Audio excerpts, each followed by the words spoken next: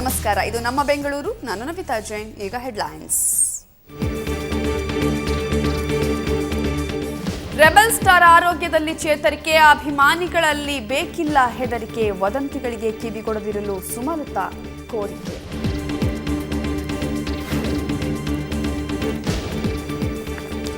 ಮೋಹನ್ ಬಾಬು ಸೇರಿ ಹಲವರಿಂದ ಅಂಬಿ ಆರೋಗ್ಯ ವಿಚಾರಣೆ, ಬೇಗ ಗುಣಮುಖರಾಗಲೆಂದು ಪ್ರಾರ್ಥನೆ, ಅಭಿಮಾನಿಗಳಿಂದ ಹಾಲಿನ ಅಭಿಷೇಕ.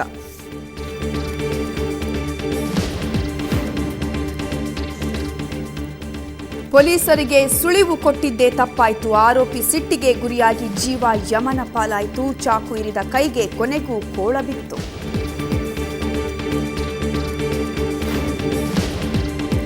ಬೆಂಗಳೂರಾಗಿದೆ ಒತ್ತುವರಿಯ ರಾಜಧಾನಿ, ಮೂಲಭೂತ ಹಕ್ಕುಗಳಿಗಾಗಿ ಒಂದಾಗಿ ಬೆಂಗಳೂರು ಉಳಿಸಿ ಆಂದೋಲನದಲ್ಲಿ ರಾಜೀವ್ ಚಂದ್ರಶೇಖರ್ ಮನವಿ.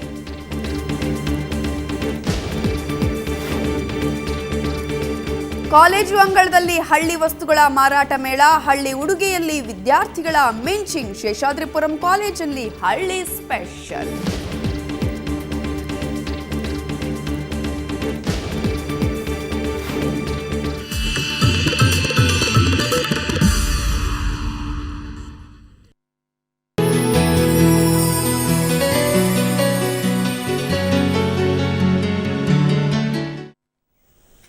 ವಸತಿ ಸಚಿವ ಮಂಡ್ಯದ ಗಂಡು ಅಂಬರೀಶ್ ಆಸ್ಪತ್ರೆ ಸೇರಿ 3 ದಿನಗಳಾದವು.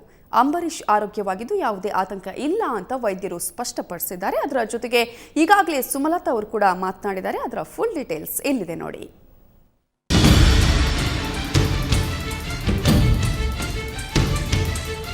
ಮಂಡ್ಯದ ಗಂಡು ಜನ ಮೆಚ್ಚಿದ ಕರ್ನಾಟಕದ ಕರ್ಣ ಉಸಿರಾಟದ ತೊಂದರೆಯಿಂದ ಆಸ್ಪತ್ರೆ ಸೇರಿ ಇಂದಿಗೆ 3 ದಿನ.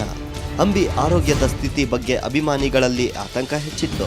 ಹೀಗಾಗಿ ಚಿಕಿತ್ಸೆ ನೀಡುತ್ತಿರುವ 7 ವೈದ್ಯರ ತಂಡ ಪತ್ರಿಕಾಗೋಷ್ಠಿ ನಡೆಸಿ ಅಂಬಿ ಆರೋಗ್ಯದ ಬಗ್ಗೆ ತಿಳಿಸಿದ್ರು. ಈ ವೇಳೆ ಅಂಬರೀಶ್ ಅಣ್ಣನ ಮಗ ಮದನ್ ಮಾತನಾಡಿದ್ರು. ಹುಷಾರಾಗಿದ್ದಾರೆ ಅವರು, ದಯವಿಟ್ಟು ನಿಮ್ದೆಲ್ಲ ಸಹಕಾರ ಬೇಕು. ಅಭಿಮಾನಿಗಳು ಬಹಳ ಪ್ರೀತಿ ವಿಶ್ವಾಸದಿಂದ ಇದ್ದಾರೆ, ದಯವಿಟ್ಟು ಅವ್ರು ಹುಷಾರಾಗಿದ್ದಾರೆ. ನಾನು ಈಗ ತಾನೇ ಮಾತಾಡ್ಸ್ಕೊಂಡು ಬಂದಿದ್ದೀನಿ. ಒಳ್ಳೆ ಡಾಕ್ಟರ್ಸ್ ಟ್ರೀಟ್ ಮಾಡ್ತಾ ಇದ್ದಾರೆ, ಆರೋಗ್ಯವಾಗಿದ್ದಾರೆ, ಬರ್ತಾರೆ, ಬಹಳಷ್ಟು ಬೇಗ ಹೊರಗಡೆ ಬರ್ತಾರೆ. ಆದರೆ ಮಾಧ್ಯಮದವರ ಮನವಿ ಮೇರೆಗೆ ಆಗಮಿಸಿದ ಸುಮಲತಾ ಅಂಬಿ ಆರೋಗ್ಯವಾಗಿದ್ದು ಭಯ ಪಡುವ ಅಗತ್ಯವಿಲ್ಲ, ಗಾಳಿ ಸುದ್ದಿಗಳಿಗೆ ತಲೆ ಕೆಡಿಸಿಕೊಳ್ಬೇಡಿ ಎಂದು ಅಭಿಮಾನಿಗಳಿಗೆ ಮನವಿ ಮಾಡಿದ್ರು.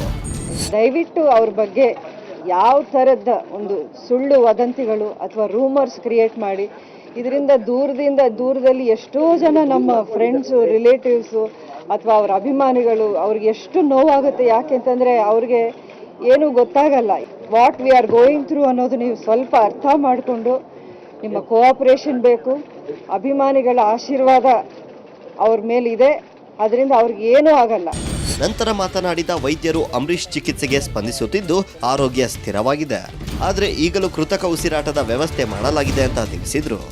ಬೆಳಗಿನ ಜಾವ ಸ್ವಲ್ಪ ಉಸಿರಾಟದ ಸ್ವಲ್ಪ ತೊಂದರೆ ಆಗಿದ್ದರಿಂದ ಅವ್ರಿಗೆ ನಾವು ಆರ್ಟಿಫಿಷಿಯಲ್ ವೆಂಟಿಲೇಷನ್ ಅಥವಾ ವೆಂಟಿಲೇಟರ್ ಅಂತ ಹೇಳ್ತೀವಿ, ಅದನ್ನು ನಾವು ಹಾಕಬೇಕಾಯಿತು. ಅವರ ಬೇರೆ ಸಿಸ್ಟಮ್ಸ್ ಎಲ್ಲ ಅಂದರೆ ಹಾರ್ಟು, ಶ್ವಾಸಕೋಶ, ಕಿಡ್ನಿ ಅಥವಾ ಬ್ರೈನ್ ಆಗಲಿ ಬೇರೆ ಫಂಕ್ಷನ್ಸ್ ಎಲ್ಲ ಇಂಪ್ರೂವ್ಮೆಂಟ್ ಆಗಿದೆ.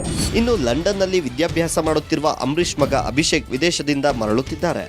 ಒಟ್ಟಾರೆ ಕರ್ಣನಿಗೆ ಇನ್ನು 2 ದಿನ ತುರ್ತು ನಿಗಾ ಘಟಕದಲ್ಲಿ ಚಿಕಿತ್ಸೆ ನೀಡಲಾಗುತ್ತೆ. ರೇವಣ್ ಪಿ ಜೇವೂರ್ ಜೊತೆ ರವಿಕುಮಾರ್, ಸುವರ್ಣ ನ್ಯೂಸ್, ಬೆಂಗಳೂರು. ಇನ್ನೂ ಅನೇಕ ಗಣ್ಯರು ಅಂಬಿ ಆರೋಗ್ಯ ವಿಚಾರಿಸಿದ್ರು. ಅಲ್ಲದೆ ಅಭಿಮಾನಿಗಳು ಹಾಲಿನ ಅಭಿಷೇಕ ಮಾಡಿ ಬೇಗ ಗುಣಮುಖರಾಗುವಂತೆ ಪ್ರಾರ್ಥನೆ ಮಾಡಿದರು.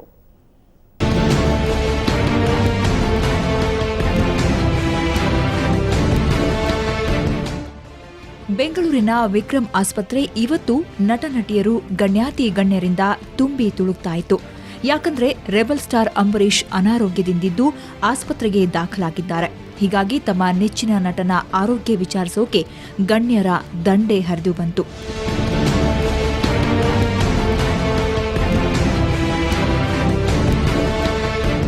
ಅಂಬಿ ಆಪ್ತ ಸ್ನೇಹಿತ ಹಾಗೂ ಟಾಲಿವುಡ್ ಹಿರಿಯ ನಟ ಮೋಹನ್ ಬಾಬು ಹೈದರಾಬಾದ್ನಿಂದ ಬಂದಿದ್ರು. ತಮ್ಮ ಪುತ್ರನ ಜೊತೆಗೆ ಬಂದಿದ್ದ ಮೋಹನ್ ಬಾಬು ಅಂಬಿ ಆರೋಗ್ಯ ವಿಚಾರಿಸಿದ್ರು. ಬಳಿಕ ಮಾತನಾಡಿದ ಮೋಹನ್ ಬಾಬು, ಮಂಡ್ಯದ ಹುಲಿ ಆದಷ್ಟು ಬೇಗನೆ ಹೊರಗೆ ಬರುತ್ತೆ ಅಂತ ಹೇಳಿದ್ರು. I have seen him now. He is talking. He is excellent. I used to call him as a tiger. That Ambarish tiger will come within 5 days with good health and wealth. all Kannada people blessings. I love you. You also pray about Ambarish. Challenging star Darshan ಇವತ್ತು ಅಂಬಿ ಆರೋಗ್ಯ ವಿಚಾರಿಸಿದ್ರು. ಅಂಬರೀಷ್ಗೆ ಏನೂ ಆಗಿಲ್ಲ, ಅಭಿಮಾನಿಗಳು ಆತಂಕ ಪಡೋ ಅಗತ್ಯ ಇಲ್ಲ ಅಂದ್ರು. ಆರಾಮಾಗಿದ್ದಾರೆ ಸರ್, ಬಟ್ ನಮ್ಗೆ ಯಾರು ಬರ್ತಾಯಿಲ್ಲ, ಯಾಕಂದ್ರೆ ಅವ್ರು ರೆಸ್ಬೇಕು ಅಂದ್ಬಿಟ್ಟು ಅವ್ರು ಆರಾಮಾಗಿ ಇದು ಮಾಡಿದ್ದಾರೆ. ಅದಕ್ಕೋಸ್ಕರ ಇನ್ನೇನಿಲ್ಲ ಸರ್, ಎಲ್ಲರ ಹತ್ರ ಮಾತಾಡ್ತೀವಿ, ನಾವು ಇಲ್ಲೇ ಇದೀವಲ್ಲ ಅವಾಗಿಂದ, ಚೆನ್ನಾಗಿದ್ದಾರೆ. ಸೊ ದಯವಿಟ್ಟು ನಿಮ್ಗಳಿಗೂ ಅವಾಗಿಂದ ನೆನ್ನೆನೂ ಕೇಳ್ಕೊಂಡು ಇವಾಗಲೂ ಕೇಳ್ತಾ ಇದೀವಿ, ಸುಮ್ಮನೆ ಹೂವು ಹೇಳ್ತಾ ಇದ್ದೀರಾ ಸರ್. ಏನು ಅವ್ರು ಆತಂಕ ಪಡೋಂಥದ್ದು ಏನಿಲ್ಲ ಸರ್, ಆರಾಮಾಗಿದ್ದಾರೆ. ತಾವುಗಳನ್ನು ಆರಾಮಾಗಿರಕ್ಕೆ ಬಿಟ್ಬಿಡಿ ಅಷ್ಟೇ. ಹಾಂ ಸರ್, ಅಲ್ಲಿ ಯಾರನ್ನೂ ಬಿಡ್ತಾ ಇಲ್ಲ ಸರ್, ಯಾಕಂದ್ರೆ ಅವ್ರಿಗೆ ರೆಸ್ಟ್ ಬೇಕು ಅಂತ. ಅವ್ರಿಗೆ ರೆಸ್ಟ್ ಸರ್, ಆ್ಯಕ್ಚುಲಿ ನಿನ್ನೆ ನಾನೇ ಮಾತಾಡ್ಸ್ಕೊಂಡ್ ಬಂದಿದ್ದೀನಿ, ಇವತ್ತು ರೆಸ್ಟ್ ಬೇಕು ಅಂದ್ಬಿಟ್ಟು ಅಲ್ಲಿಗೆ ನಮ್ಮನ್ನು ಒಳಗಡೆ ಬಿಡ್ತಾಯಿಲ್ಲ. ಸೊ ಅದಕ್ಕೋಸ್ಕರ ಅವ್ರು ರೆಸ್ಟ್ ಕೊಡೋಣ ಅಂತ ಅಷ್ಟೇ. ಸುಮ್ಮನೆ ನಾವಾಗ ಹೋಗಿ ಮಾತಾಡೋದು ಯಾರಿಗೂ ಒಳಗಡೆ ಬಿಡ್ತಾಯಿಲ್ಲ, ನಮ್ಮನ್ನು ಬಿಡ್ತಾಯಿಲ್ಲ, ಯಾರನ್ನ ಬರೀ ಅಮ್ಮನೊಬ್ಬರನ್ನ ಒಳಗಡೆ ಬಿಡ್ತಾ ಇದ್ರೆ ಬರ್ತಾರೆ. ಇನ್ನು ಮುಖ್ಯಮಂತ್ರಿ ಚಂದ್ರು, ದೊಡ್ಡಣ್ಣ, ರಾಜೇಂದ್ರ ಸಿಂಗ್ ಬಾಬು ಹಾಗೂ ನಟ ಆದಿತ್ಯ ಕೂಡ ಅಂಬಿ ಆರೋಗ್ಯ ವಿಚಾರಿಸಿದ್ರು. ಅಂಬರೀಷ್ ಅವರು ಆದಷ್ಟು ಬೇಗ ಗುಣಮುಖರಾಗ್ತಾರೆ. ಈಗ ಅವ್ರು ಕೊಡ್ತಾ ಇರೋ ಮೆಡಿಸಿನ್ಸ್ಗೆಲ್ಲ ಸ್ಪಂದಿಸ್ತಾ ಇದ್ದಾರೆ. ಅವರ ಆರೋಗ್ಯ ಚೆನ್ನಾಗಿದೆ. ಸಾಯಂಕಾಲ ವಾರ್ಡ್ಗೆ ಶಿಫ್ಟ್ ಮಾಡ್ತೀವಿ ಅಂತ ಡಾಕ್ಟರ್ ಹೇಳಿದ್ದಾರೆ. ಹಾಗಾಗಿ ಆದಷ್ಟು ಬೇಗ ಅವರು ಗುಣಮುಖರಾಗಿ ಬರ್ತಾರೆ. ಬರಲಿ ಅನ್ನೋದೇ ನಮ್ಮೆಲ್ಲರ ಹಾರೈಕೆ. ಯಾಕೆ ಅಂತಂತಂದರೆ ಅತ್ಯಂತ ಸ್ನೇಹಜೀವಿ, ಯಾರ ಮನಸ್ಸನ್ನು ನೋಯಿಸಿದಂಥವನಲ್ಲ. ಹಾಗಾಗಿ ಅವನು ಮಾಡಿರೋ ದಾನ ಧರ್ಮ ಅವನ್ನ ಖಂಡಿತವಾಗ್ಲೂ ಕಾಯುತ್ತೆ. ಏನೂ ಆಗಲ್ಲ, ಆತಂಕ ಪಡಬೇಡಿ.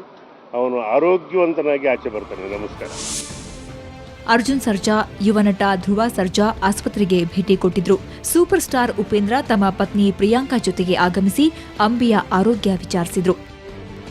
ಇಲ್ಲ, ಯಾರನ್ನೂ ಬಿಡ್ತಾ ಇಲ್ಲ, ನಮ್ಮನ್ನು ಬಿಡ್ತಾ ಇಲ್ಲ. ನಿಜ ಹೇಳಬೇಕು ಅಂದ್ರೆ ಇಲ್ಲ ಖಂಡಿತ ಏನು ತೊಂದರೆ. ಯಾಕಂದ್ರೆ ಎಲ್ಲರೂ ಹೋಗ್ತಾ ಇದ್ರೆ ಅವ್ರಿಗೆ ಪ್ರಾಬ್ಲಮ್, ಅದಕ್ಕೋಸ್ಕರ ಯಾರನ್ನೂ ಬಿಡ್ತಾ ಇಲ್ಲ. ನಾವು ಅಕ್ಕನ ನೋಡ್ಕೊಂಡ್ ಬಂದಿದ್ದೀವಿ, ಅಕ್ಕ ಹೇಳಿದ್ದಾರೆ ಎಲ್ಲ ಚೆನ್ನಾಗಿದೆ, ಏನೂ ತೊಂದರೆ ಇಲ್ಲ. ಇನ್ನೊಂದು 2 ದಿನದಲ್ಲಿ ಅವರು ಮನೆಗೆ ಶಿಫ್ಟ್ ಆಗ್ತಾರೆ, ಮನೇಲಿ ಎಲ್ಲರೂ ನೋಡ್ಬೋದು. ಓಕೆ, 1 or 2 days, ಅದು ಕರೆಕ್ಟಾಗಿ ಗೊತ್ತಿಲ್ಲ, ಆದಷ್ಟು ಬೇಗ ಮನೆಗೆ ಕಳಿಸ್ತಾರಂತೆ. ಓಕೆ, ಆರಾಮ್, ಏನು ತೊಂದರೆ ಇಲ್ಲ. ಅವರು ಮನೆಯಲ್ಲಿ ಸ್ವಲ್ಪ ಡಿಸಿಪ್ಲಿನ್ಡ್ ಆಗಿ ಇರಲ್ಲ ಅಂದ್ಬಿಟ್ಟೆ ಇಲ್ಲಿ ಇಟ್ಕೊಂಡಿದ್ದಾರೆ ಅವ್ರನ್ನ. ಯಾಕಂದ್ರೆ ಡಾಕ್ಟರ್ ಎಲ್ಲ ಇಲ್ಲಿ ಇರ್ತಾರೆ, ಎಕ್ವಿಪ್ಮೆಂಟ್ಸ್ ಎಲ್ಲ ಇಲ್ಲಿರುತ್ತೆ ಅಂದ್ಬಿಟ್ಟೆ ಇಲ್ಲಿ ಇಟ್ಕೊಂಡಿದ್ದಾರೆ. ಅವರ ಆರೋಗ್ಯಕ್ಕೆ ಯಾವ ರೀತಿ ತೊಂದರೆನೂ ಇಲ್ಲ. ನಟರಲ್ಲದೆ ರಾಜಕಾರಣಿಗಳು ಸಹ ಅಂಬಿಯ ಆರೋಗ್ಯ ವಿಚಾರಿಸಿದ್ರು. ಮಾಜಿ ಸಿಎಂ ಜಗದೀಶ್ ಶೆಟ್ಟರ್, ಮಾಜಿ ಸಚಿವರಾದ ಬಸವರಾಜ ಬೊಮ್ಮಾಯಿ ಹಾಗೂ ಸೋಮಣ್ಣ ಅಂಬಿ ಆರೋಗ್ಯವನ್ನ ವಿಚಾರಿಸಿಕೊಂಡ್ರು. ನಮ್ಮೆಲ್ಲರ ಆತ್ಮೀಯರ ಅಂತ ಕನ್ನಡ ಚಲನಚಿತ್ರರಂಗದ ಹಿರಿಯ ನಟರಾದಂಥ ಅಂಬರೀಷ್ ಅವರು ಈಗ ಭಾಳಷ್ಟು ಹುಷಾರಾಗ್ತಾ ಇದ್ದಾರೆ. ಸಚಿವರಾದಂಥ ಅಂಬರೀಷ್ ಅವರು ಎಲ್ಲರಿಗೂ ಆತ್ಮೀಯರು.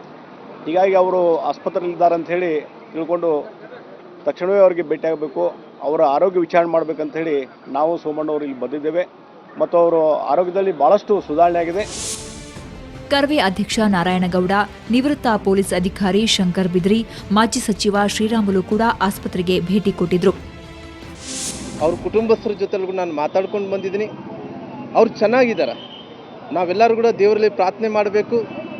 ಈ ಕರ್ನಾಟಕ ರಾಜ್ಯದಲ್ಲಿ ಒಳ್ಳೆಯ ರಾಜಕಾರಣಿ, ಜನಪ್ರಿಯತೆಯನ್ನು ಗಳಿಸ್ಕೊಂಡಿರುವಂಥ ರಾಜಕಾರಣಿ, ರಾಷ್ಟ್ರ ಮಟ್ಟದಲ್ಲಿ ಒಬ್ಬ ಒಳ್ಳೆಯ ಕಲಾವಿದ ಆಗಿರೋ ಕಾರಣ ನಾವು ಆ ತಾಯಿ ಚಾಮುಂಡೇಶ್ವರಿ ಹತ್ರ ನಾವು ಪ್ರಾರ್ಥನೆಯನ್ನು ಮಾಡೋಣ. ಆದಷ್ಟು ಬೇಗನೆ ಅಂಬರೀಷ್ ಸಾಹೇಬ್ರವರು ಗುಣಮುಖರಾಗಬೇಕು, ಅವರು ಚೆನ್ನಾಗಬೇಕು, ಅವರು ಒಳ್ಳೆ ಆರೋಗ್ಯವಂತರಾಗಬೇಕೆಂದೇಳಿ ಭಗವಂತನಲ್ಲಿ ಪ್ರಾರ್ಥನೆ ಮಾಡಿ. ಇನ್ನು ಅಂಬಿ ಅಭಿಮಾನಿಗಳು ಆಸ್ಪತ್ರೆ ಮುಂಭಾಗದಲ್ಲೇ ಕ್ಷೀರಾಭಿಷೇಕ ಮಾಡಿದ್ರು. ಆದಷ್ಟು ಬೇಗನೆ ಗುಣಮುಖವಾಗಲಿ ಅಂತ ಪ್ರಾರ್ಥನೆ ಸಲ್ಲಿಸಿದ್ರು. ಬ್ಯೂರೋ ರಿಪೋರ್ಟ್, ಸುವರ್ಣ ನ್ಯೂಸ್. ನಿನ್ನೆ ಡಿಜೆ ಹಳ್ಳಿಯಲ್ಲಿ ಒಂದು ಕೊಲೆ ನಡೆದಿತ್ತು. ಪರಿಚಯಸ್ಥನೇ ಆತನನ್ನ ಚಾಕುವಿನಿಂದ ಇರಿದು ಹತ್ಯೆ ಮಾಡಿದ್ದ. ಅಷ್ಟಕ್ಕೂ ಆತ ಕೊಲೆ ಮಾಡಿರೋದಕ್ಕೆ ಕಾರಣ ಏನು ಗೊತ್ತಾ? ಈ ಸ್ಟೋರಿ ನೋಡಿದರೆ ನಿಮಗೆ ಗೊತ್ತಾಗತ್ತೆ.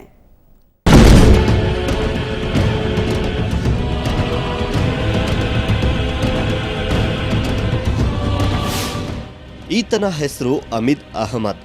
ಕೆಂಪಾಪುರ ನಿವಾಸಿಯಾಗಿದ್ದ 20 ವರ್ಷದ ಈತ ನಿನ್ನೆ ರಾತ್ರಿ ಕಾವಲ ಬೈರಸಂದ್ರದ ಬಳಿ ಕೊಲೆಯಾಗಿ ಹೋಗಿದ್ದ. ಈತನನ್ನ ಯಮಲೋಕಕ್ಕೆ ಕಳುಹಿಸಿದಾತ ಇದೇ ಜಹೀರ್ ಅಬ್ಬಾಸ್.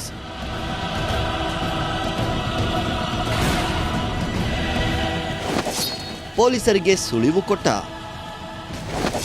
ಆರೋಪಿಯ ಸಿಟ್ಟಿಗೆ ಜೀವ ತೆತ್ತ.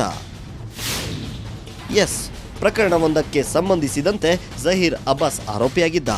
ಪೊಲೀಸರಿಗೆ ಅಮಿತ್ ಜೈರ್ ಅಬ್ಬಾಸ್ ಮನೆ ತೋರಿಸಿದ್ದ. ಇದೇ ಅಮಿತ್ ಪಾಲಿಗೆ ಮುಳುವಾಗಿದೆ. ಯಾಕಂದ್ರೆ ಸುಳಿವು ಕೊಟ್ಟಿದ್ದಕ್ಕೆ ಆಕ್ರೋಶಗೊಂಡ ಜೈರ್ ಅಮಿತ್ನನ್ನ ಚಾಕುವಿನಿಂದ ಇರಿದು ಕೊಲೆಗೈದಿದ್ದಾನೆ. ಅವ್ರೇನೋ ಮಾಡಿದ್ರು ಕೆಟ್ಟ ಕೆಲಸ, ಪೊಲೀಸಿಗೆ ಸಾಥ್ ಕೊಟ್ಟಿದ್ದವನು.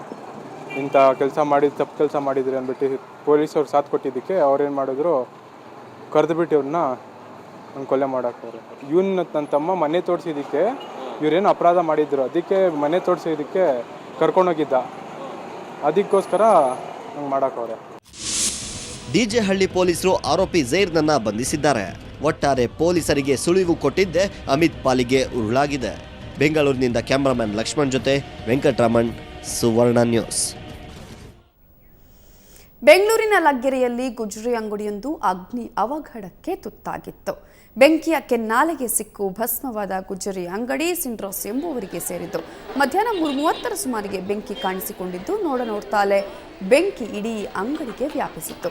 ವಿಷಯ ತಿಳಿದ ಅಗ್ನಿಶಾಮಕ ಅಧಿಕಾರಿಗಳು 3 ವಾಹನದೊಂದಿಗೆ ಸ್ಥಳಕ್ಕೆ ಆಗಮಿಸಿ ಸತತ 2 ಗಂಟೆಗಳ ಕಾಲ ಕಾರ್ಯಾಚರಣೆ ನಡೆಸಿ ಬೆಂಕಿ ನಂದಿಸುವಲ್ಲಿ ಯಶಸ್ವಿಯಾದರು. ಸುಮಾರು 5 ಲಕ್ಷ ರೂಪಾಯಿ ಮೌಲ್ಯದ ವಸ್ತುಗಳು ಬೆಂಕಿಗೆ ಆಹುತಿಯಾಗಿದೆ ಅಂತ ಅಂದಾಜು ಮಾಡಲಾಗಿದೆ.